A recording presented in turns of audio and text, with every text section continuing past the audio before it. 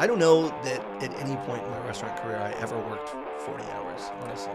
It became just what it is today. Corporate machine. The original machine. family disappeared. Yeah. 17 at this point, and I'm yeah. like, what is going on here?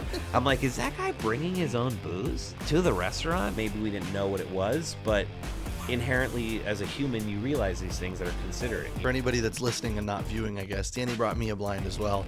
I smelled it, I sipped it, and I said, I have no fucking clue what this is. Like, you know what? Fuck it.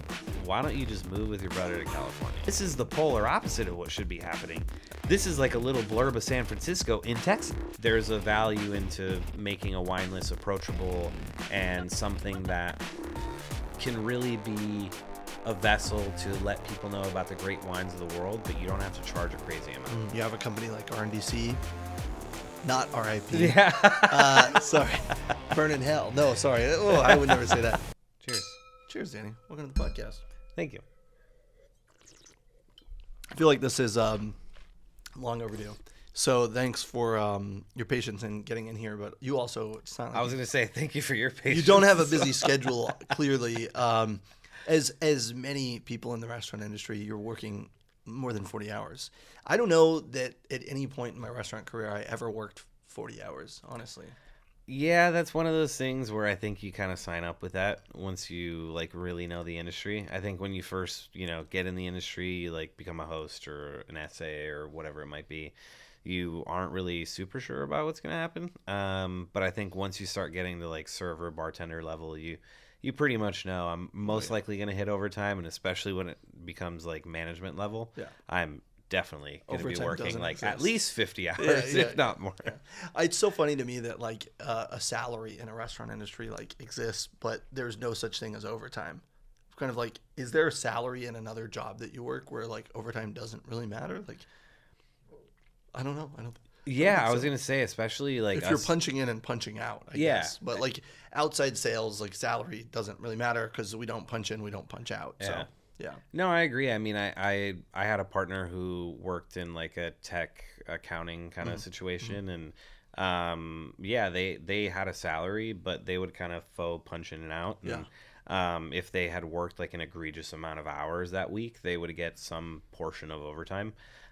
So yeah, I agree. I mean, we're like one of the few industries where it's like, it doesn't matter if you work 40 or 80, it's not same thing. Yeah. It's a rough one. Well, anyways, let's dive in. You know the routine. Talk to us about your story, your background in the hospitality industry, where you're from, how you got into where you are, and kind of bring us to the bar spritzer of today. Yeah. I was born in North Bergen, New Jersey. My parents had lived there were working in like tailoring in a sense. They were making coats and different things for the winter season in New York, New Jersey area. My father is a little older, had me when he was like towards the end of his prime per se. My mom was 39, so she was pretty much at the tail end of when people think about possibly having kids. So they were pretty much towards their retirement by the time I was old enough. Mm-hmm. So at some point my father retired and moved us to Florida. I was like, I don't know, 6, 7, somewhere in that range. Retirement capital of the world. Yeah, right. The retirement capital of the world. Purchased a little home there and resided us in Naples, Florida, Southwest Florida, which is cool. You got to think like Miami, Fort Lauderdale, but less party and more retirement. Mm-hmm. So still coastal, still beautiful, palm trees everywhere. More the retirement community than it is like the party community. I was an avid Disney fan. My parents loved being able to take us to Disney World. At the time, a yearly pass was a couple $100. It wasn't crazy. Way more affordable. Yeah, way more affordable. So my parents thought, it's a 2.5-hour drive to Orlando. Let's just get a yearly pass, and every other weekend, we get a like $70 hotel or whatever and go up to Disney. And my parents are smart, bring in the water, bring in sandwiches. Like Disney allows that kind of stuff. Yeah. Obviously, can't bring in your own booze or anything crazy, but I mean, you can if you're creative. Yeah, I guess if you're creative, but they were smart. We brought in our own sandwiches, our own water, sodas. We had the experience, but on a budget, and it was cool. I mean, for me, it like enlightened, being able to watch the movies and all the things that would keep me busy while they're trying to fix the house or do whatever they're doing. Yeah, it was a great childhood for me to be able to experience a lot of Disney memories, and Walt Disney World, which is significantly bigger than Disneyland. Can definitely spend months on end there and still not see the same thing twice. And at some point, I think in Florida, the age of being able to work is like 16 or 14, something like that.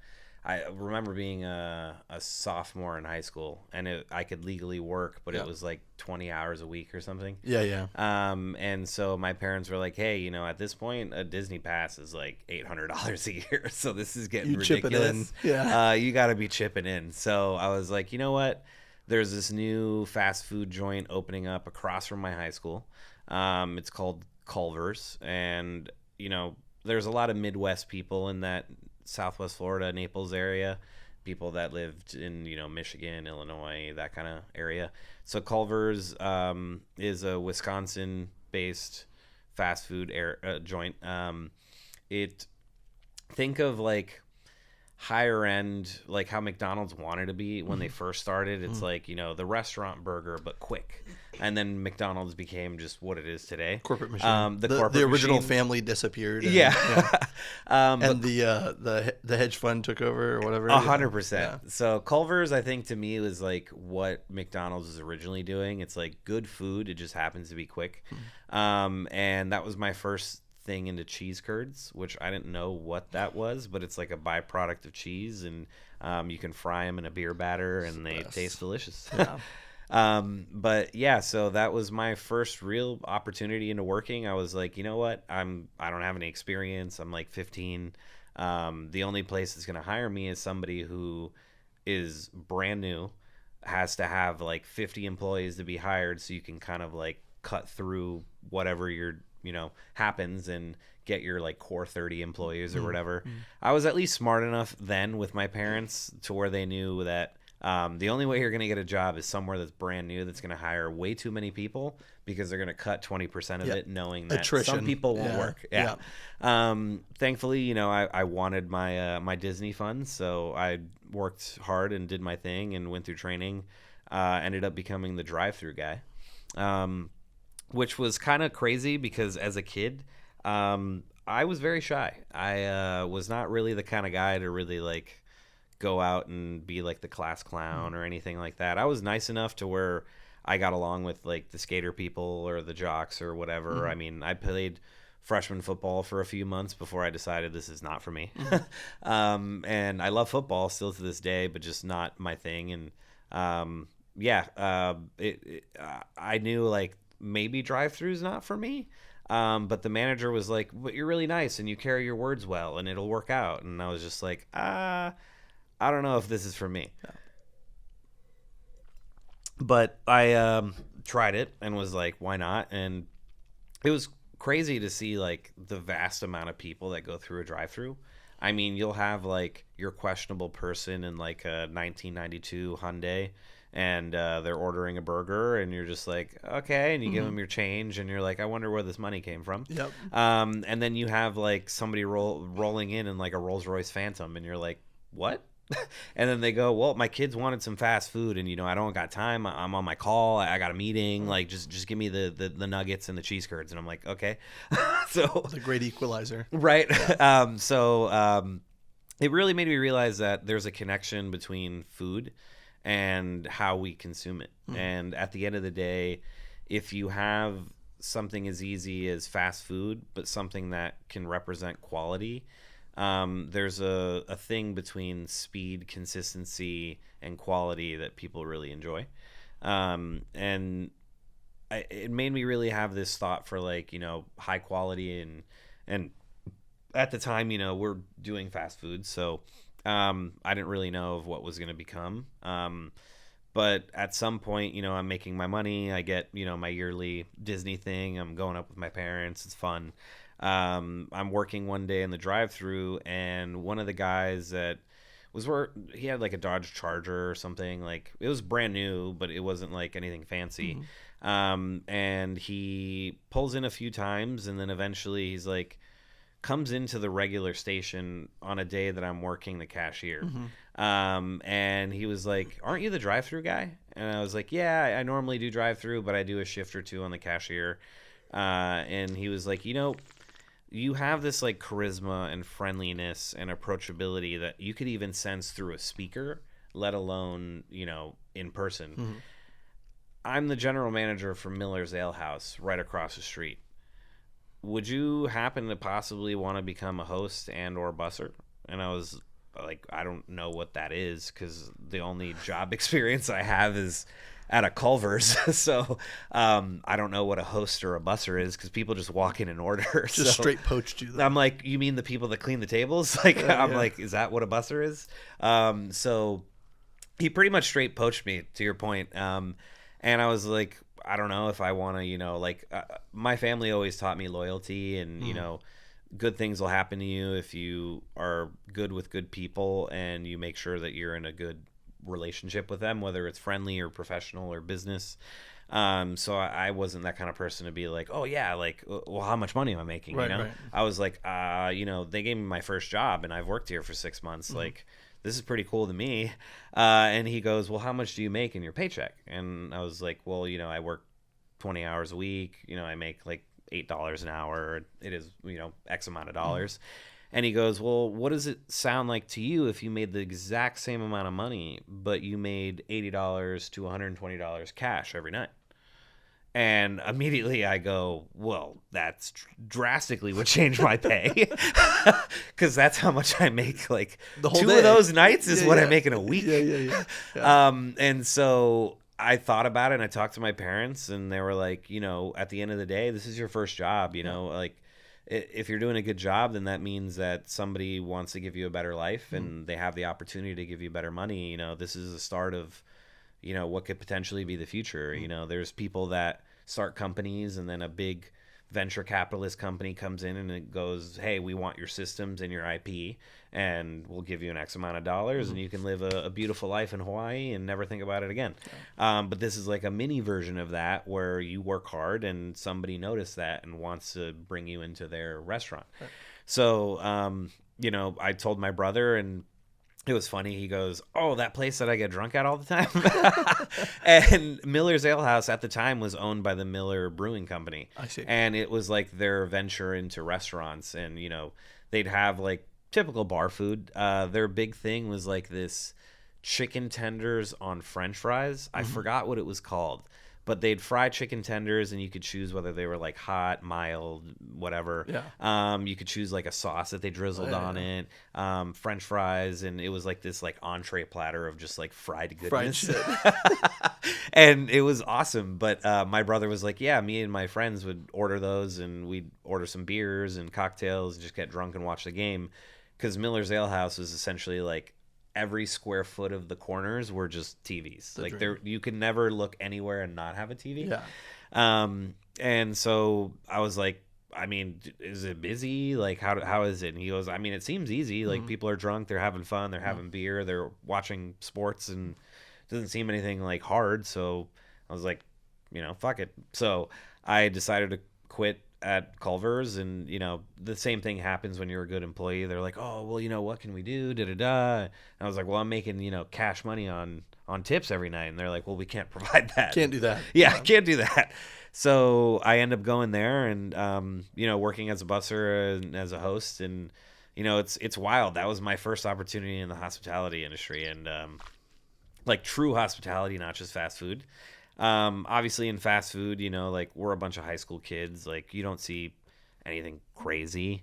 But working there, like, I saw a server like put his backpack under the credenza, And I was like, that's weird. Don't we have a locker room? And then eventually, like, a couple weeks happen, and I see this guy pull out a bottle of Jack Daniels out of his backpack, put it into the credenza behind the folds, and then eventually put his backpack in the locker room. And I'm like 17 at this point, and I'm like, what is going on here? I'm like, is that guy bringing his own booze to the restaurant and drinking it? He's not a thief. Yeah, at least he's not a thief. But I'm like, what is going on? Yeah. And it started getting me to know, like, the restaurant industry. You know, like, there's like creepy servers that try to, you know, have a relationship with like the 17-year-old host, and you're like, what is going on here? Managers, it's like you see wild stuff, especially at a sports bar. Yeah, I'm sure. If no rules were a thing in the hospitality industry, it's like it definitely doesn't apply in the sports bar. And so I was kind of like, I don't know if I want to do this. And so eventually, I don't really know how it happened. I think, our real estate agent ended up having a friend who owned a restaurant at a new house that we bought. And he was like, hey, you know, there's this place called Ristorante Farfalla. It's an Italian restaurant. The owner is Egyptian. And I was like, that doesn't make sense. And my dad was so curious. He was like, we got to eat there. I got to see if it's like legit. And so we eat there, and it was actually really good. And so I was like, you know what? This is fancy. Like, they wear like, you know, at least like the 3-piece without the jacket. You know, the white shirt and the black vest kind of vibe. And with a tie and everything. So I decided to go there and work and apply, and, you know, we had connections, so I got the job. Ended up being a busser, and that was my first time being in a fine dining, and that was a trip. I mean, working at Miller's Ale House in the daytime, and then driving up to, or getting my parents to drive me up to Ristorante Farfalla, and having it be like a white linen. I have to dress in a suit basically, and it was wild. I mean, that was my first time somebody was like, you didn't open hand face the guests when you serve them the salad. What does that mean? I was like, what the hell are you telling me? And they're like, the open side of your arm, you can't backhand the guests. And I was like, I didn't slap them. And like, I had to get explained to me like what backhanding and open faced and all these things mean, and like carrying from the bottom of the glass, and you can't bust a table grabbing it from here. Like all those things, it blew my mind. I was like, these things matter. But it also made me realize, when I ate here with my dad, like these are the things that like maybe we didn't inherently notice when we were eating here, but are things that made us go, wow. And maybe we didn't know what it was, but inherently as a human, you realize these things that are considerate. You know, like if I grabbed your glass like this and handed it to you, in your brain as a human, you go, but I'm going to drink out of that area. And you just put your hand there. But maybe you don't think about it, but if somebody hands it to you like this, you're like, oh, like that was nice. You might not know why it was nice at the moment because you're having a good time. But as a human, you realize in the back of your head why that was nice. A lot of little subtleties. And polishing silverware, making sure there's not, you know, fingerprints, all those little things. Chunks of food. That was always my first restaurant. Mario's on the Seawall. I'd be like, somebody would unroll their roll up, and there's like food stuck to the fork. Oh, and that's I'm like, the what worst. the fuck, guys? That's the surprise that no one ever wants. Oh my God. No, I agree. It's those are the things where like, that's the worst thing. You open a roll up and you're like, oh, I'm so excited to open my silverware and get ready for this meal. And then you just see like a piece of pork or something still there, and you go, what is this? But yeah, that was my first experience to ever meet a sommelier as well. Scotty Moran, he was the first sommelier I ever met. At the time, I didn't even know that was a job. He told me, you know, I'm here for the season. Chef hires me to be the sommelier when we're really busy for 8 months out of the year. And then the other couple months I go to New York and they're busy for the summer. So I'm a sommelier there. And I kind of just like travel back and forth, and different high-end restaurants know me. And if they need an extra sommelier, I can be on the floor. I know the big brands, the big producers. I can sell what I sell. I know regions, so I can make that happen. And it blew my mind. I was like, I didn't even know that was a thing. I was like, there's wine professionals? I thought you just bought like $20 wine at Safeway, and that was like the thing, you know, Mid-chill. Yeah. And if you're at a restaurant, like you get a fancier version of it, but there isn't like crazy wines. And he had it separated by region in Italy, and he had, you know, different producers, different price points, speaking to guests about the terroir, the flavor profile, the weight. It to me, you know, at Miller's Ale House, the fanciest wine we had was like La Crema, and that was like the by the bottle selection. Right. Yeah. That was you. I worked in places like that. Yeah. And imagine what the BTG was. Oh yeah. So Mezza Corona was the high end white by the glass. Yeah. So it's stuff like that where I'm blown away that we have a wine list and somebody actually hands you a book. Like, it's not just like, oh, it's this little corner in the section of the menu. It's an actual book. And so for me, it made me realize maybe there's more to this than I anticipated. And so I started applying at different places, worked at this place called Coconut Jack's on Bonita Beach.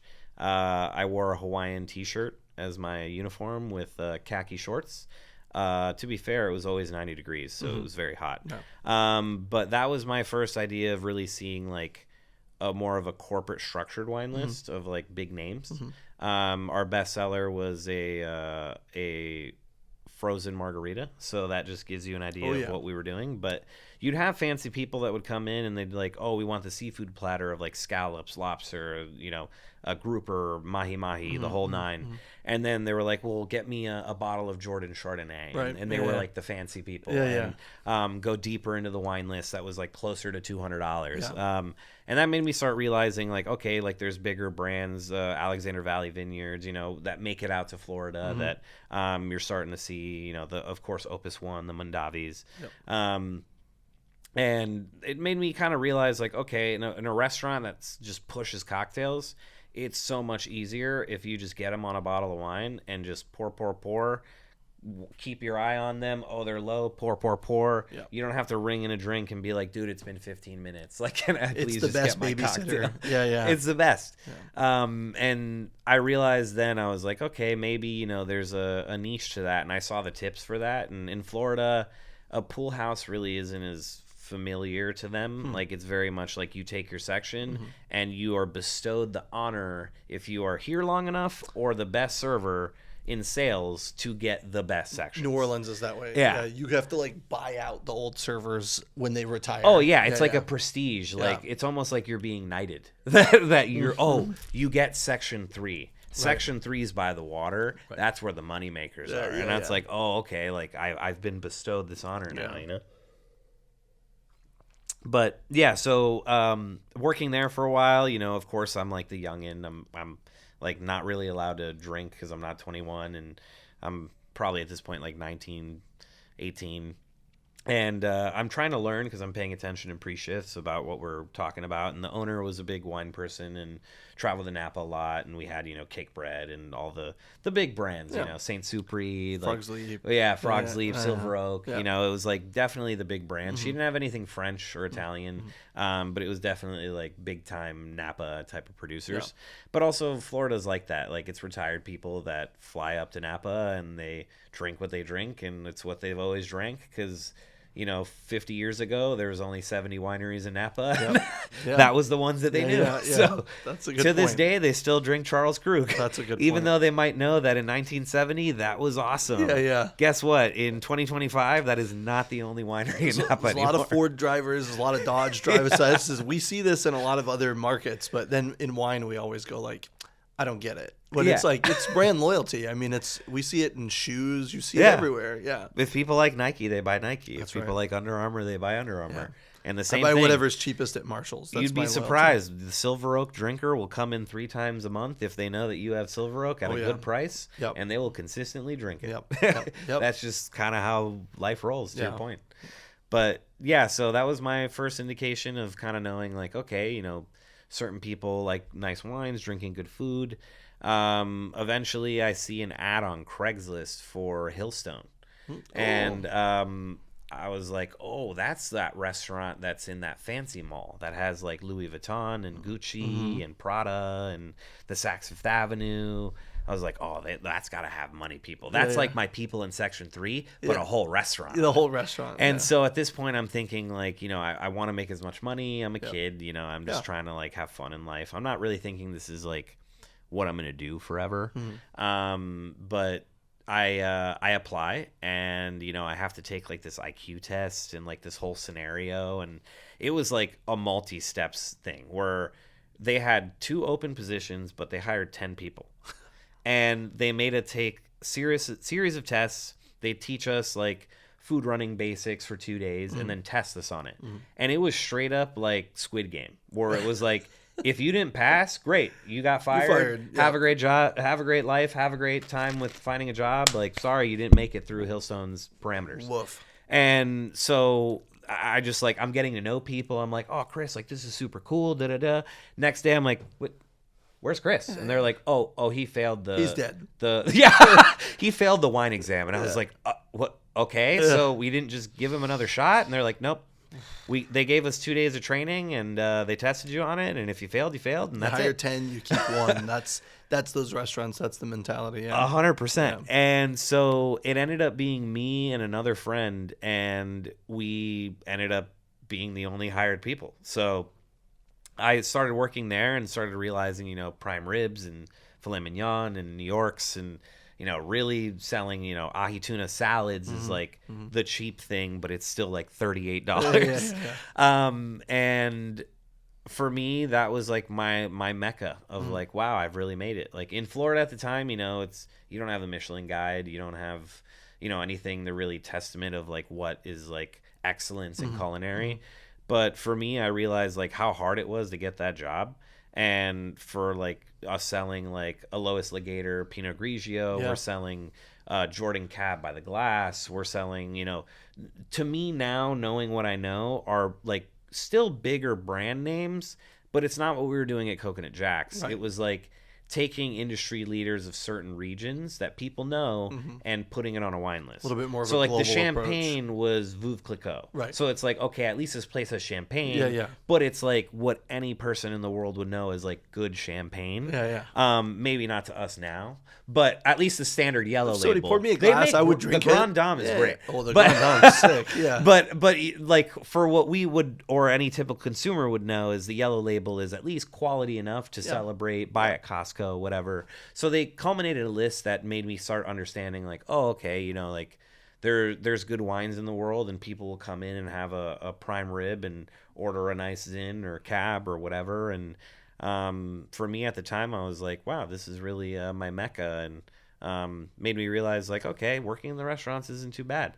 And that was, you know, for me kind of like my journey into realizing working in restaurants isn't the worst thing in the world, because you get to taste cool stuff, you get to meet cool chefs, you get to eat really cool food. I mean, you get 50% off like maybe the best sandwich or salmon or whatever is your favorite thing at that restaurant. And to you, that's like a treat me day. Oh yeah. Where it's like, you know what? I get 50% off food here. It's my break. I've had a hard week. Our French dip is just so good. And to this day, I still crave Hillstone French dips. It's pretty good French dip. Yeah.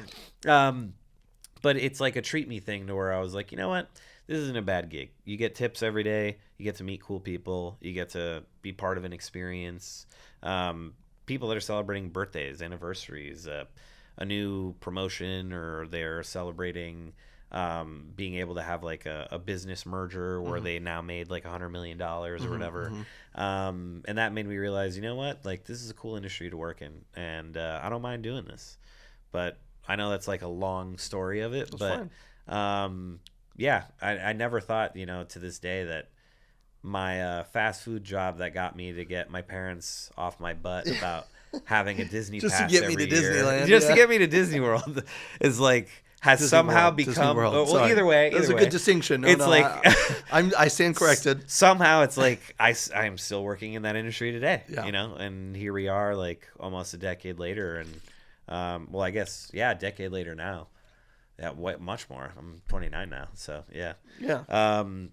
Never would have thought this would have been like our thing for me, but the restaurant industry is cool. It's rewarding. It's hard. It's tough, but it's definitely a fun thing. You get to meet really cool people, and taste some really cool stuff. And the move from Florida to California was after that, or talk get us to Bar Spretz, get us to the Mina group, get us to kind of like, you know. I'll pour you red too, or you have some. Oh yeah, I guess we got the red too. We'll come back to the white because Danny, for anybody that's listening and not viewing, I guess Danny brought me a blind as well. I smelled it, I sipped it, and I said I have no fucking clue what this is. If you're still listening, prepare for me to embarrass myself a little later. Honestly, I brought something hard on purpose because I know when I blind people that know about wine, I don't want to just bring like, oh, this is a, you know, Nuit Saint Georges Pinot. It's like, okay, well, I think we've all tasted a great, incredible Nuit Saint Georges Pinot. Yeah. And if we're lucky, I could have a, you know, if we're lucky, and I can at least know it's Burgundy. It's going to be, you know, Côte d'Or. It's going to be something quality, great producer. But I always like to bring like the weird ones where it's just like, I didn't even know this existed, because it's like, I'll give you a clue. We've tasted cool stuff. I brought a weird one too. Yeah. Usually there's no clues. I say it's not always blindable. Right. This is a weird one. Yeah. Well, I guess you know, cheers to that, which Cheers I to love. that. Yeah. Tasting weird wines is fun, you know. can be. Winemakers are cool people that are artists as well, but also, you know, farmers, and you can try to make different things that are cool. Ooh, this is awesome. This one I'll throw you for a doozy. Oh yeah. Yeah. Ooh. Yeah. I'm not sure on my initial taste, but I do know I like it. Yeah, good. That's the most important thing. That's the whole point of the blind bag, is to just share wine and not overthink it. Because so often I say this. I'm like, I'll hang out with my friends, and Bianca's like, how are they? I'm like, I don't know. We didn't talk about that. We just talked about wine. Fucking, who cares? And I'm like, oh, yeah. I should actually like talk to somebody about who they are, or like what they're into, you know? So, yeah. No, I mean, blinding wine's fun because, to your point, it's like you take the thought about the producer or the area. Yeah. I mean, the amount of times I've tasted, you know, a Venetian Pinot Grigio or a Friulin or Alto Adige, and I'm like, ugh. Yeah. But then if I'm blinded on it and it's actually really good, I'll be shocked. Yeah, yeah. So, you know, you don't want that thought behind it. It's like, it's just juice. It's literally like fermented grapes. So it's just, you know, like that can happen within the grape. It could also happen from a winemaker, you know, starting it. So at the end of the day, it's something simple. So blinding, it's always fun because you just kind of take all that away. Oh, yeah. But yeah, I mean, getting me to here, that one's a fun one. I would say like one of the few people that, you know, being in relationships as a human, there's certain people in your life that you can like hallmark as like, you know, maybe I've had, you know, 15 partners in my life. Sure. But like 3 people were like, I fell in love with these people. Yep. One I would say is like my high school girlfriend at the time, you know.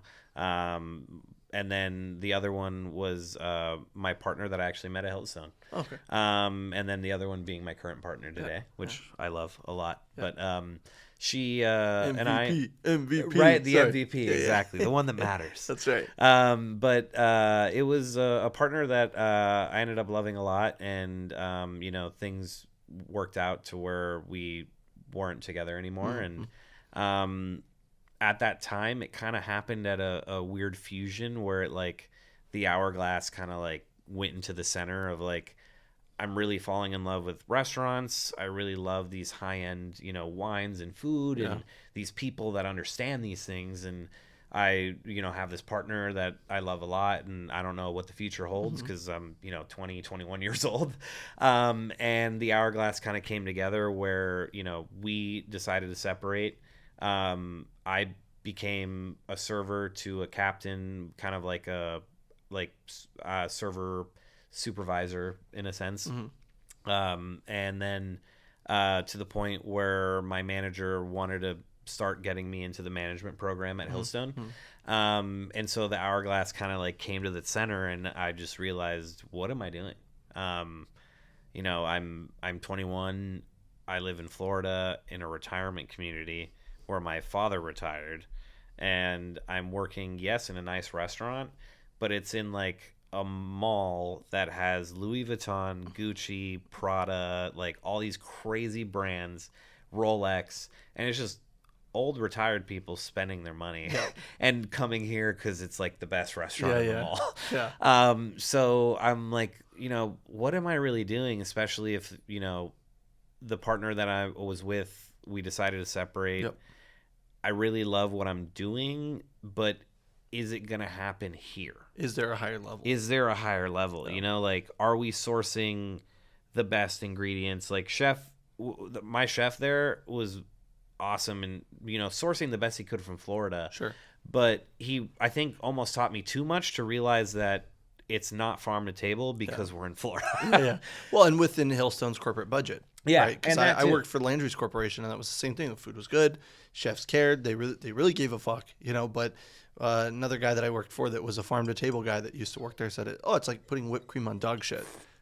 It's better than it would have been, but it's also like just not great base product. Honestly, that is like the best way to put it. Yeah. Because he was all about like the chicken, the protein, the things that we source.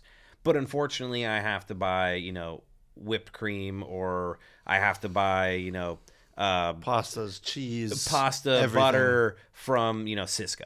And Everything. It's like, how are we sourcing like local chickens, but then we're using Cisco product for like pretty much the things around it? Yeah. It's like Cisco rice, but we're using like, like The Snake whole River plate, Farms like one beef. thing, one thing on the plate is farm to table. Everything else is not. Not. And it made me realize, like, you know what? There's got to be more out there. Mm-hmm. And I had visited my brother here in California. He was in the cannabis trade in Santa Cruz. And, doing his own thing there, grew some great CBD strains. His big thing was trying to help people and really try to, use cannabis as a tool, as a medicine. He wasn't like the kind of guy that's like, the like connected people or whatever these big brands are, Stizzy, like, Sure. we need the highest THC. I know. Like, he was big on like, we need the highest CBD for people that can actually, if they are having intense People that are seizures, in pain, people that can't sleep. Yeah, exactly. Like, you need incredibly high strained CBD stuff, not THC, to be able to control these, epilepsy and whatever is going on with them. I thought that was a pretty cool thing, and I was like, wow, the fact that you can like make money on that is cool. I want to visit California. So in the summer in Florida, it's pretty slow for the restaurant industry. So I decided to fly out here, and kind of fell in love with the city. It was just cool, like seeing Haight Street and the Grateful Dead house, and Mission Dolores was a trip. Just seeing like people selling micheladas and like wine and beer And mushrooms and like rolls. I was like, what is going on right now? And it just made me realize, like, people are free out here. Like, they can kind of do whatever they want. And at the time where I was kind of like dazed and confused, I love that movie, so I like to use it as a quote sometimes. It's just I didn't really know what to do at the time, and I don't know what propelled me in my life to just be like, you know what, fuck it. Why don't you just move with your brother to California? That's awesome. It's literally like 3,700 miles away. All your best friends are here. Far across the country as it could possibly be. All your best friends are here, and your job just offered you a management opportunity, but fuck it. Yeah. So I went back into that office and said, I'm actually going to quit. And Thomas just goes, excuse me? Like, I've never in this industry working at a place like Hillstone have offered somebody a management opportunity, and then they come back after I told them to think about it, and they quit. Yeah. And I had told them, at the end of the day, I'm a kid. I don't really know what I'm doing, and something just tells me California. And we had a good conversation. Honestly, I owe Thomas to this day about telling me to just explore, and you never know what you really want. And that ended up actually making me to decide to just pack up my Volkswagen GTI with everything that I owned, leave whatever I wanted at my parents' house across the country in a Volkswagen GTI. Fuck. A little, and it was a 2-door. They still made 2-doors back in the day. Yeah. Now the Volkswagen GTI is like a forcible 4-door. Right. They used to make the 2-door coupes, and so I had the 2-door version, and I packed it up with everything I could, all my camping gear, and I decided I'm going to go to every major city that I know a human being and beg them to sleep on their couch and feel the vibe of the city and see if that's where I want to live. Yeah. So like my friend Savannah let me like sleep on her couch in Orlando, and that was cool. One of my dear friends, Bronte, let me sleep in Tallahassee, and I was like pretty much like one of those FSU guys that was just having like Jaeger bombs and crazy like Red Bull vodka shots, and that was fun too. I visited New Orleans because I thought that would be cool. I just did a hotel there because I didn't know anyone there. I love New Orleans, and dearly. New Orleans was like awesome. Yeah. Like that French Quarter, it just like it's literally like its own piece of magic. Yes. And in the South, you don't have a lot of pieces of magic. Not that really. is a very unique experience, and if anyone has never visited New Orleans, that is a place to like. Please go to New Orleans. Please go to New Orleans. Please go to the French Quarter. Please have some poutine. Please eat some beignets. Yeah, it's a must. It's a must. I mean, just the cocktail scene there, the food scene, pastries. To your point, like I would everything. move to New Orleans. Like right now, if Bianca said like we can't live in San Francisco anymore, I can't do this or whatever. Not that that's a close to a reality at all, but I would go like, okay, let's move to New Orleans. Yeah, right. Like I would be willing to move that far away from my family in SoCal to live in a place like that. And she wants to move to Chicago. I mean, both incredible food towns, but I mean, it's a unique spot. I mean, there's not many places in the world where like like San Francisco is one of those. Like it's a very unique kind of thing. New Orleans is that kind of thing too, where you got to be there, and if you've never been there, you really don't understand. Yeah. Yeah. But yeah, I went there, ended up going to Austin. I actually really liked that a lot. I got my two friends that were starting a band at the time, and that ended up not really coming to fruition. Thank you, Tyler, very much for letting me sleep on your couch for 4 weeks. And I loved Austin, man. It was like keep Austin weird is definitely the slogan that they need to keep forever. Because when I first got there, I was like, what do you mean keep Austin weird? You're in Texas. Like it's cowboy hats and boots and steak and Napa cab. Like, what do you mean? It's not. It's not. It's definitely a bunch of not. Old burnouts. It's a bunch of old hippies. Yeah. 100%. I mean, I went to a park and I'm like tiptoeing around. Like, I'm the person that loves California, and like being in a high stress environment, like the restaurant industry, it's like, how do you relax? Like at the end of the day, I like a little cannabis every once in a while to just like relax, Sure. and not go crazy, but at least to just like my woo-saw, Yeah. And so I'm in a park and I'm like, you know what? Like this is my time to, smoke a little bit, relax. Yeah. And some older gentleman comes up to me and he's like, can I get a hit of that? And I was like, yeah, absolutely. Yeah. And I was just shocked because I go, this is Texas. Yeah. Like, as far as I know from Texas, this is the polar opposite of what should be happening. This is like a little blurb of San Francisco in Texas. Yeah. And as I started getting to know more people, it was like that was when that tech boom was starting to kind of happen. Yep. And so there were some people that were like, oh, yeah, we used to live in California, and this is much cheaper here, and it's much different than Texas. And, now I think we're starting to see people like resort back because it's like almost too much influx. But yeah, I mean, that place was awesome. And it started to make me realize like, maybe I really will move from Florida because there are cool towns, and ended up going to Albuquerque and Phoenix. Phoenix was also really cool. LA, and eventually meeting my brother here in San Francisco. And, we're in his apartment, and he goes, you've seen like some of the most major towns in the US. What do you think? And for me, I knew Austin, Phoenix are cool. LA was great. I didn't love the smog. Yeah. But there was just something about, after I've seen everything that I've seen, I still love San Francisco. SF's got it. Yeah, SF's got it. Yeah. And so we decided, you know what, we're going to get an apartment, and, ended up moving here. So I never really drove back to get my stuff. My stuff's still in my room at my parents' house. Yeah. But, they're keeping it there for when I visit every once in a while. But, yeah, it was kind of one of those things where they were like, you pretty much just left your room the way it was, because you just like kind of up and decided like, I might move somewhere. I don't really know, but I'm going to go on this like 4-month trip and figure it out. Never came home. And I never came home. Yeah. Sure, your mom loved that. Yeah, my mom definitely loved that. Yeah. But eventually, 2 years after I moved here, I think they knew like, you guys are here. Yeah. You want it, so they came and visited, and That's great. they visit every once in a while. But yeah, I mean, definitely, California's cool. It's open minded.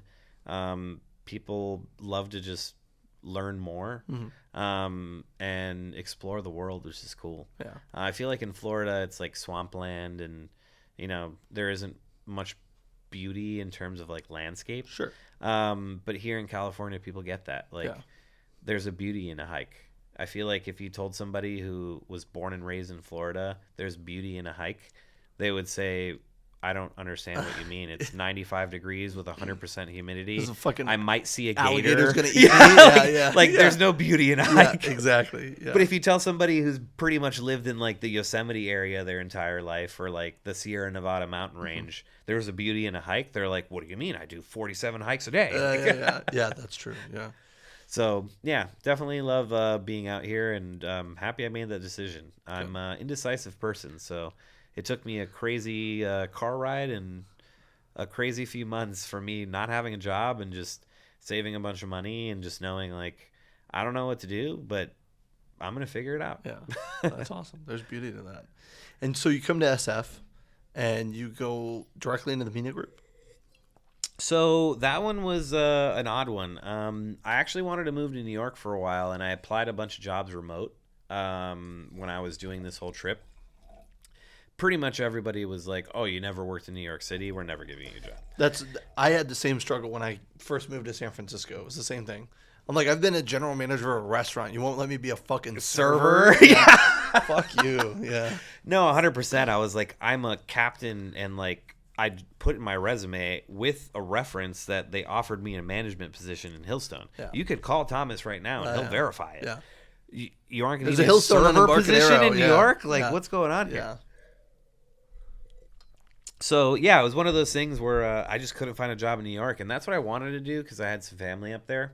But it didn't work out. So when I decided, through this trip that I'm going to live in San Francisco, I applied at Daily Grill in Union Square, and they ended up hiring me. Wow. And that was like the only job that actually ended up caring about me enough to interview me and talk to me. Bianca used to work at Daily Grill. Yeah. Yeah. Honestly, it was a cool little spot. You made some money. Yeah. You had your like theater crowd. You had your tourists. It worked out. Honestly, they had their PDR that they were always filling up. So it worked out. I met one of my first best friends in the city, Elliot, which unfortunately rest in peace due to COVID.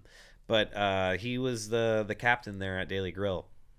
Honestly, Bianca probably worked with him She probably knows him. because Elliot literally worked there for like almost 15 years, something We'll like ask that. after So, this. Yeah, that was one of her first jobs when she moved to SF in 2012. Oh yeah, so Yeah, yeah. definitely had to work Yeah, with Elliot. yeah. But he really let me know, like, San Francisco is what you make it. Yeah.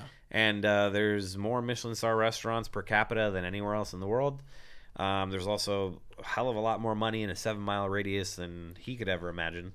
Tons of tourists. It really is a city that will allow you to do whatever you want it to. And so, I'd worked there for a little bit, decided I kind of want to bartend. There's something fun about bartending. Like in Naples, it was weird because it was old people. They didn't really want to talk to you. They just kind of wanted their martini and chat with their wife, and it wasn't really like getting to know your A little bartender. more insular. Yeah. Yeah. And so coming here, I realized I was like, oh, you have people that are just like tourists or just hanging out at a bar. They just want to get to know the city. They ask you like, hey, you live here. Like, where do I go? What's cool? What's fun? What's different? And so it made me want to bartend. And thankfully, I was able to get a bartending gig there. And one of my good friends to this day, Kelsey, who lives in Colorado now, she taught me how to bartend. And I still owe it to her to this day. There's no time in the bar sprezzatura well where I'd ever be able to do what I do if Kelsey didn't teach me how to bartend. Thank you, Kelsey. Thank you, Kelsey.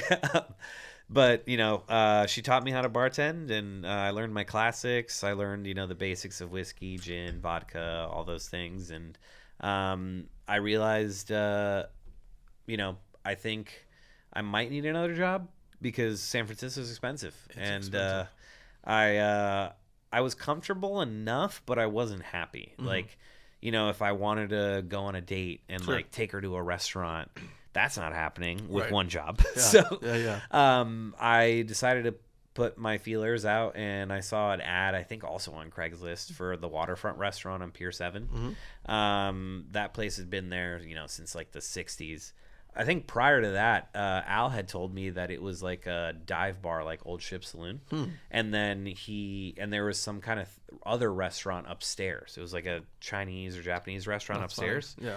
And then eventually he had made enough money transforming it, and the people upstairs didn't want it anymore, to where he finally made it what it is today. Took over the whole thing. But I applied as a day bartender. And so I got hired. And Hal was pretty much retiring. He taught me how to be the day bartender, all the regulars. You know, this guy likes old-fashioned with 2 sugar cubes or whatever. Yeah. And that's the place that does it like real old-fashioned. Right. Yeah. Like back in the day with actual sugar cubes. Don't get me started. You got to put you gotta muddle the orange on the sugar with the orange and the cherry. You got to muddle it. A little bit of water. Be the shitty cherry. It can't be Luxardo. Oh, it's got to be Luxardos. It's got to be the maraschino all day. Yeah. It's got to be like the artificial cherry. The one that's falling apart when you take it out of the jar because it's just not even barely a cherry anymore. 100%. Yeah.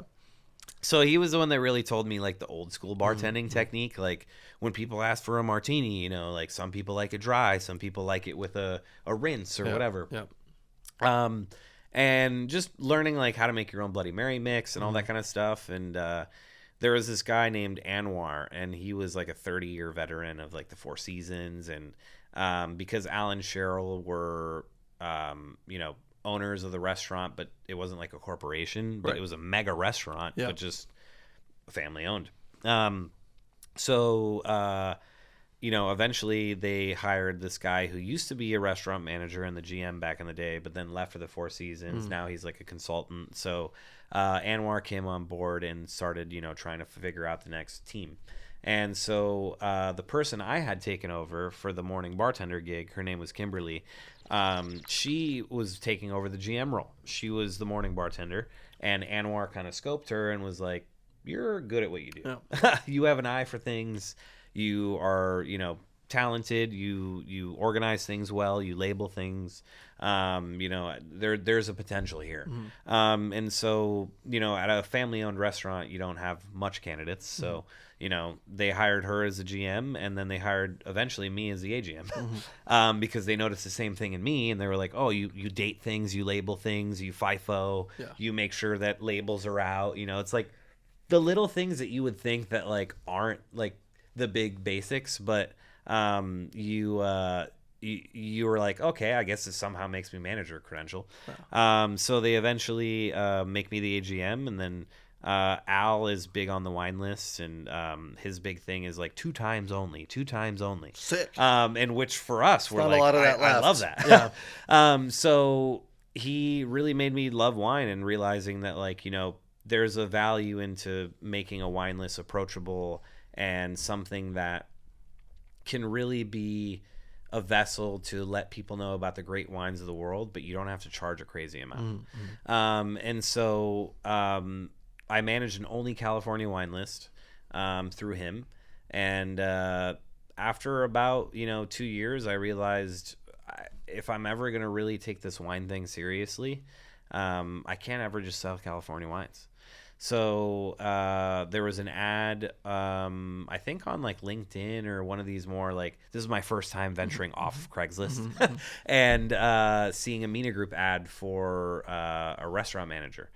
And I talked to my brother, and I'm like, hey, you know, I'm an AGM at this restaurant. Should I go for the restaurant manager position?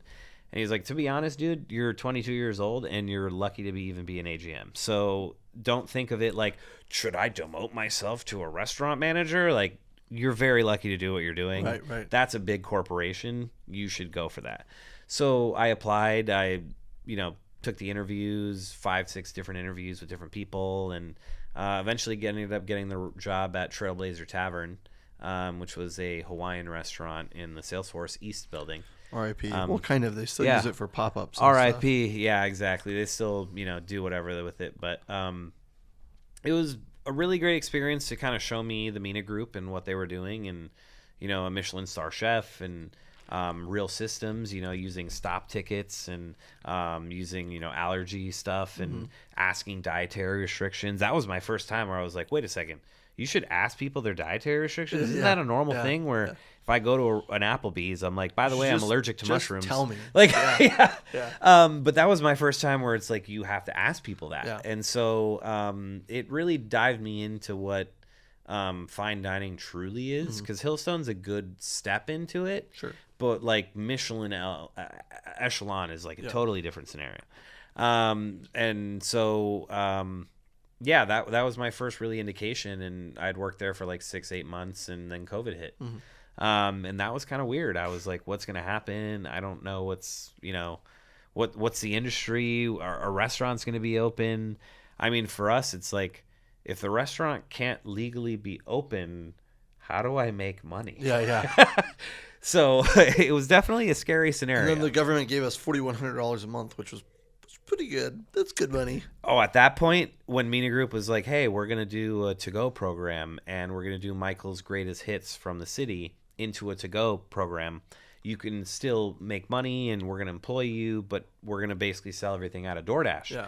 I was like, oh, thank God, I can still make money. Yeah. And then a few weeks later, my brother's, playing Madden, and he's like, hanging out, Just got my drinking a beer. stimmy check, yeah. And I was like, what are you doing? And he's like, oh, the government gave us like $1,400 a week to, for COVID. Yeah. And I was like, wait a second, I make like $1,400 a week. Why can't I play video games and drink beer at home? Yeah. And he's like, well, they felt bad for us not Just being quit. able to have a job. Yeah. And I was like, wait, so now I'm lucky to have a job, but now I'm also like doing the same amount of what's going on here? But honestly, in hindsight, it was cool because I got to meet a lot of great chefs, and in that moment, other opportunities happened. So I was able to go to Pabu, where we were able to reopen the restaurant, and I was lucky enough where Anthony, our COO, was able to get me into like the AGM programming. At the time, things were weird where me and the GM didn't really have the same vision for the restaurant. And I had someone who came in from SPQR, and they were like, wow, what you guys are doing here is really good. The Japanese food is amazing. The service is incredible. I work at SPQR, and we're looking for a new GM because our GM is leaving for Single Thread. And I was like, well, that seems cool. I mean, are you guys getting applicants? And they're like, yeah, I mean, just go on the ad on LinkedIn or whatever it is and apply. And so I applied and ended up meeting Chef Matthew, and honestly, incredible experience. Just his philosophy. I mean, he worked at EMP. I think you and I met there. Yeah. Did I meet you there? Most likely, honestly. Yeah, I think I walked in and I met you, and then like the next time I tried to come in, they were like, yeah, the manager's gone, but like the chef's doing everything, and I was because Matthew took over the wine list after. Yeah, exactly. Yeah. So he loves wine, so he was kind of like low key excited. This guy's awesome, and I think you even mentioned Dalaterra then, and I was like, oh, he already likes our book. This is gonna be great. It's great. And then I waited one time 3 hours for Chef Matthew, and then I was like, I gotta go. 100%. Yeah, because he's a chef for sure at first, but it's one of those things where you're in San Francisco. If you're a chef owner for a restaurant in the Fillmore, like this is basically like what used to be somebody's house and is now a restaurant. And so definitely it was a great experience, but challenging. And I think I had realized having a corporate structure is really very helpful, between marketing and accounting and all that kind of good stuff. So I had the Mina Group. One day I was at the what's the beach that you can see Golden Gate from? Baker Beach? Baker Beach. Yeah. So I was at Baker Beach. I was hanging out. I had brought my like little wine to go thing, and like it looks like a Yeti, but it's like made for wine. And I was just drinking it, hanging out, and I'm like, what am I doing? Do I really want to continue what I'm doing here, or do I want to possibly go back to the corporate realm? And ironically enough, Anthony, the COO of Mina Group, calls me again and goes, "Hey, do you want to come back?"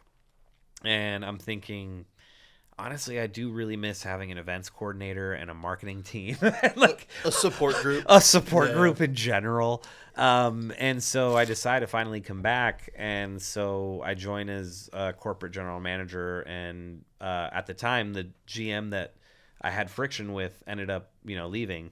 So I, ironically enough, end up becoming the interim GM of Pabu. That's funny. And so I'm there for a little bit, end up opening Ornos in a sense, because Giovanni, who's a legend in the city, I owe Giovanni everything, was the general manager for Michael Mina 252 for like 15 years, like very long time. I mean, he started in like, I don't know, 2008, 2009. And was basically the GM the entire time it was open. Open Pabu, and then, I think he decided, like, this has been my time with Mina Group. And so only like 6-7 months into being a corporate GM, they're like, you got to replace Gio at Ornos at the mothership. And I was like, okay. Yeah. Like, Gio's like the guy at Probaco. Yeah. Umberto, It's yeah. like he's like the king of California Street. Yeah, like, yeah. how do you replace somebody like that? Yeah. That's funny. And so, I do my thing there, and eventually Table One ends up getting started off as like a spin-off of Mina Group, and Michael asked me to kind of go over there, and so I decided to help out with this new startup, which was cool. But it was mainly because of Carlo.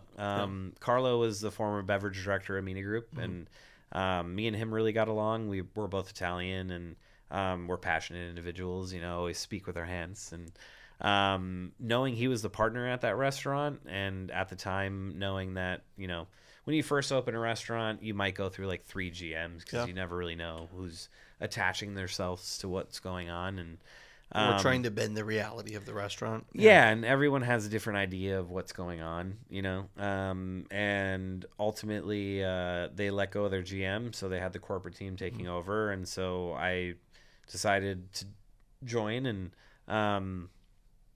I think I kind of like fell in love with the restaurant, honestly. My job was to just be the interim GM, and then we ended up hiring a new GM at the time. We thought things were going to go great, and then she decided to split off. So 6 months later, I was like, you know what? I kind of really love this restaurant. Stay here for a while. The day oneers are still here. Chef's great. The space is great. It just needs someone who actually wants to be here, So I decided to sign on, and I've kind of been there ever since, honestly. Here you are. One of the things that we were talking about before was the change in the program, and kind of like, how that came about. And I feel like, Carlo and Mundo are wildly talented in the space of cocktails, but I feel like this is something that we see a lot in a lot of mom and pop restaurants, which is where, the restaurant is focused on a thing, or they need a product, and then you have a company like RNDC. Not R.I.P. Yeah. Sorry. Burn in hell. No, sorry. Oh, I would never say that. You have a company. I'm probably going to get sued. I don't know. Maybe I shouldn't say that. To be fair, we all know that they made major mistakes. Yeah, I think RNDC fair, even knows that. Fuck them. So, you have something like that happen. And I remember when Bar Spretz opened, I'd go in and the cocktails were like crazy. And then it would be like. Yeah, you get Cicchettis. Kind of get like crazy a lot of like presentation. RNDC, like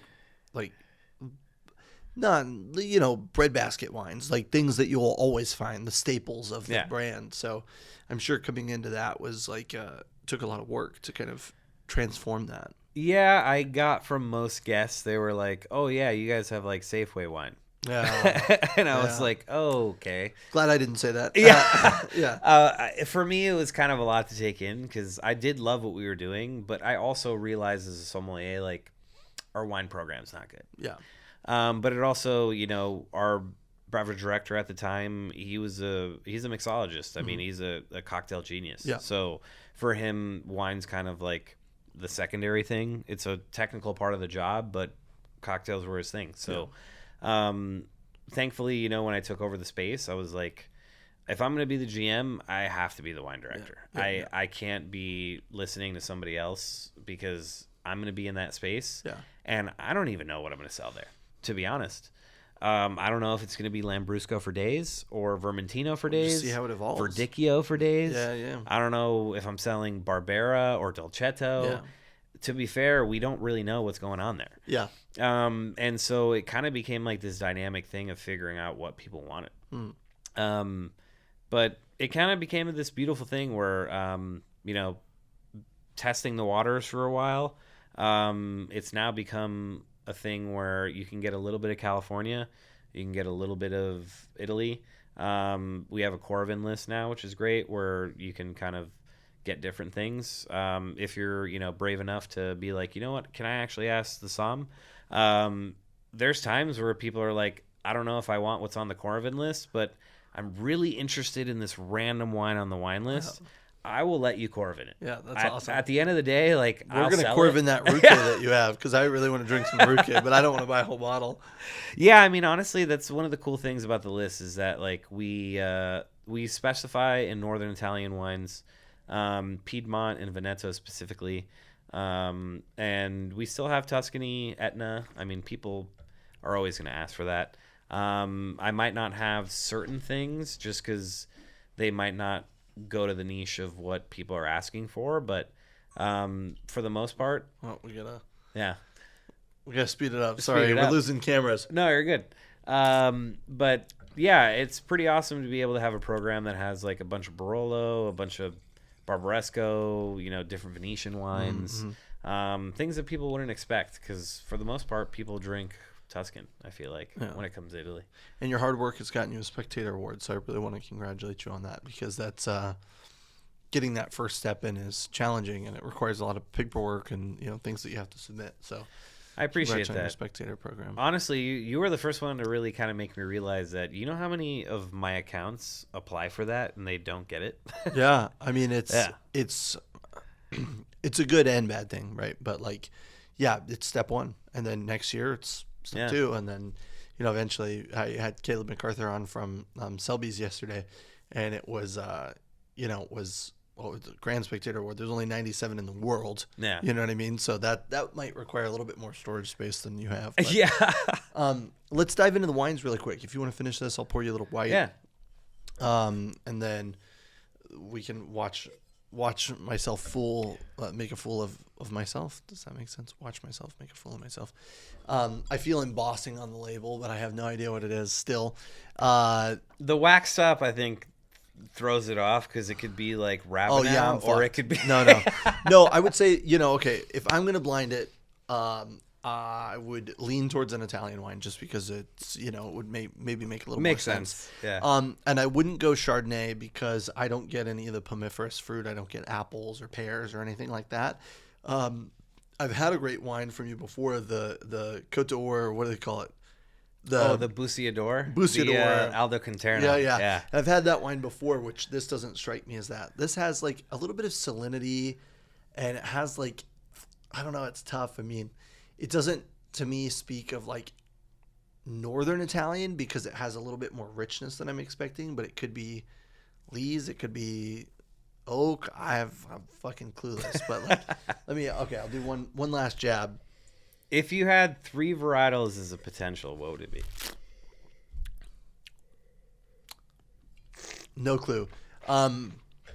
There's things like, Borgogno Riesling that are super dry, that have a lot of like kind of fruit characteristics to them, like this. I don't think it's really like dry enough to be like Verdicchios or like Gavis or anything like that. This has a little bit more richness, a little bit more complexity to it. I mean, it could be like a Sicilian Chardonnay or something like that. Sometimes those really throw me for a loop. I don't know. Stumped.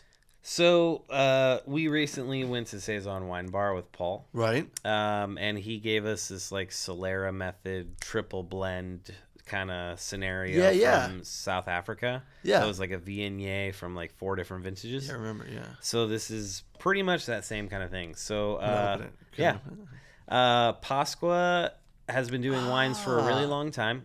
They recently started doing more higher end production. Yeah. And working at a Venetian restaurant, I figured this would be a fun one. It's called Hey French. You could have made this, but you didn't. Yeah. So the French are very well known for doing non-vintage wines, and people don't care. For the most part, any other country, if you tell them it's a non-vintage wine, nobody's going to buy it. But when it comes to champagne, if you tell them it's non-vintage, people don't care because they know that's the norm. So the French have kind of like really made people not care about non-vintage on a label. So this is coming from Pasqua's 2016 through 2022 vintages. Wow. So a bunch of different vintages blended together. This is their third edition. They're soon going to start the fourth edition, which I think is like 2018 to 24. But it's essentially using like a Solera method where you're blending different vintages together and trying to make a consistency, but also kind of like the Champenoise method where you're, you want a consistent product that showcases the house style, but doesn't have much vintage variation. What is the grape? Gargagna, which is going to be Suave. That's the richness. Yeah. Okay. And then Pinot Bianco and Sauvignon Blanc. That's so funny. I was like, in my head earlier, I was like, Suave? No, it's definitely not Suave. It's way too It was complex definitely for Suave. Yeah. But it just happened to have Pinot Blanc and Sauvignon Blanc. That makes sense. Yeah, I think that, like, when I think Suave, I guess my brain just goes to the typical route. But the minerality you were talking about, I was like, dude, because the soils that this is in is all volcanic, kind of chalky. Yeah. So that threw me. Actually, at one point, I was like, it kind of something reminds me of like Roccolo Grassi Suave, which I really love. But that was like at the very beginning when I say, let's not talk about the wine. Let's just focus on the conversation. I was like, fuck. I'm going to have to blind this. Fuck. And I just kept thinking, like, I have no fucking clue what this is. But at one point, I was you were on it, though. Like, it reminds me of Roccolo Grassi. That's funny. All right, let's bomb this. No, honestly, you were on it, though. You saying Suave, you're right. That's so funny. No, I didn't. I won't take credit for that. I was like Chard, and I think I went Chard. Well, it has that richness because of the mixed vintage. Mm-hmm. It's just like there's so much going on. Like only certain varieties will give you that like complexity. So that's it's like, true. You're not going to pick Pinot Grigio because there's no Pinot Grigio that's that complex. Yeah. And it has this really great kind of like fruit profile to it too that's really fun. That is kind of why I was thinking of like, and the weight without the like alcohol level. I mean, maybe it does have a high alcohol, 13.5. Like Borgogno, I've had their Riesling before. When I started at Ozumo, they had a bunch of 2015 Riesling that they bought for a banquet and never used. It was just like sitting on the bottom of their cellar, and I was like, this is fucking awesome. And it had kind of that like really fun like stone fruit character without any residual sugar. That's kind of what that reminded me of. But all right, now it's your turn. You obviously don't have to blind this, and have, as I've said countless times, this is the blindable wines. They're not always blindable wines, and as I've told you, this one will be a bit of a doozy. So the crazy part is when you gave me a little splash of this earlier, my brain went Chateauneuf. Okay. Or like something in that like Rhone GSM type of scenario. Mm-hmm. And where's your brain now? Honestly, I feel like it almost gives me more of a yes on that. Yeah. I get this like, I don't know, this like gamey, irony, kind of meaty character from it. I feel like there has to be Syrah, but to be fair, I don't really know. Yeah. Yeah, I mean, it could also be somewhere in Spain. I feel like in Spain sometimes I get this like cool kind of rustic, old school, has that bloody kind of vibe, bloody type of vibe. Yeah. This is. I'll rip the Band-Aid off if you want. I'm okay with that. I honestly I have two possibilities and that's it. So this is. What would you say if I told you this is Nebbiolo? Get the hell out. There's no way. I honest to God, this is Nebbiolo. Yeah. It has to be old Nebbiolo. It's 9 years old. Okay. Well, this is Bianca and I during the pandemic. We stayed one night. We stayed for a few days in Hood River, and it was her birthday, and Oregon? I decided, and I decided what to do for her birthday, and I said, well, we're gonna hit a few wineries up here since we're up here, which was more for me than it was for her. Oregon, and it turns out it was not exactly what she wanted. Wow. But we went up, and there's this winery called Marchesi Vineyards, and they're actually in Columbia Valley in Washington, on the Washington side. And this is a bottle of their Nebbiolo Reserva that has just been sitting in our cellar for the last 5 years until I found somebody that I could drink this wine with, and I thought that this was an appropriate time. So this is a extensive oak aging Nebbiolo.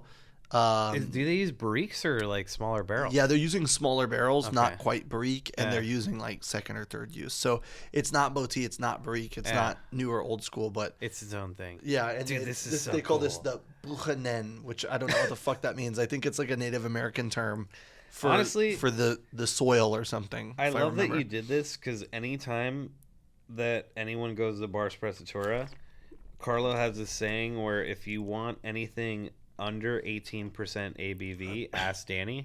If you want anything over 18% ABV, ask me. That's so funny. And somebody will be like, "Oh, I'm looking for a bottle of wine," and then they go, "Oh, ask Mr. Nebbiolo," and then he'll point so to me. funny. Yeah. But I have this hat that has Nebbiolo on it, Yeah. where it's like, you know, you'll have a coffee hat or like whatever. Right. But I have a Nebbiolo one because the amount of times that a guest asks me, "Why do you have 3 pages of Nebbiolo?" And then I have to tell them, well, there's Gattinara, there's Langhe, there's Barolo, Alto there's Piemonte, Barbaresco, yeah. there's Alto Piemonte. Yeah. There's a ton of Nebbiolo. It's kind of like Pinot Noir. There's Washington Nebbiolo. There's a ton of it, you know. Yeah. This is awesome, honestly. I would have never expected this from the United States. Yeah. There's I would highly recommend also Giornata from the Chambers portfolio. They make a really, really incredible Nebbiolo, and they make a great Aglianico. Like one time, one of my old coworkers blind tasted us on wines, and we weren't allowed to know what they are, and we were like Italian grapes. You know, we kind of got to that theme. Yeah. But it was a Nebbiolo and it was an Aglianico from Giornata, and like I had a really hard time picking what was Italian and what wasn't because they were just neck and neck. And Brian is the first to say, Brian Terrizzi at Giornata, who's on the beginning of season 3, is the first to say, like, I'm not trying to be Italian. And he's not. But I was like, yeah, these are the same grape. It was really easy for me to differentiate that. But having Aglianico from fucking anywhere else, I have no concept, right? It tastes like Aglianico, quacks like Aglianico, it's Aglianico, right? So, honestly, that makes me think about like California here because you had so many Italian immigrants. If you go back to like the 70s, the amount of Nebbiolo and Aglianico and Sangiovese. Danny Mastropierro, he's got all these Fiano and Ribolla Gialla fucking vines that are people super planted old, it back in the day. and then they forgot about it. Yeah. So that's it. Well, we should probably wrap with closing statements. Do you have a closing statement that you'd like to make? Do you have any advice you'd like to offer to any of the listeners? What are you feeling? What's your closeout? I feel like for me, in terms of the restaurant industry, in terms of a closeout, do what you're passionate about. I think, you know, everybody has their niche. And if you really love, you know, Scotch and you just love the fact that there's different terroirs and different barrels and that's your niche, then great. You know, at the end of the day, maybe being a lead bartender is your thing. Or, you know, if you love wine and the history, then maybe being a sommelier is your thing. For me, when I was in school, the only things I was good at, and English wasn't that, considering we speak the language, was history and math. Yeah. So when I tell people that, they're like, oh, it makes sense. You're a GM and a wine director. Because history is wine and math is GMing. Yeah, that's true. Yes. Math is certainly GMing. Yeah. So being a general manager of a restaurant, it's like, that's math. And telling people the history of wine is history. So, you know what are the things that you really love and figure out how you can make that attainable to what you do every day. Because I didn't really know how I made me loving history be a thing that I would love every day. But learning about wine, it makes me realize that it's like a piece of history that I get to know every day. Yeah. You know? It's beautiful. All right. Let's wrap her. Yeah. Cheers. Cheers. Thank you, Chris.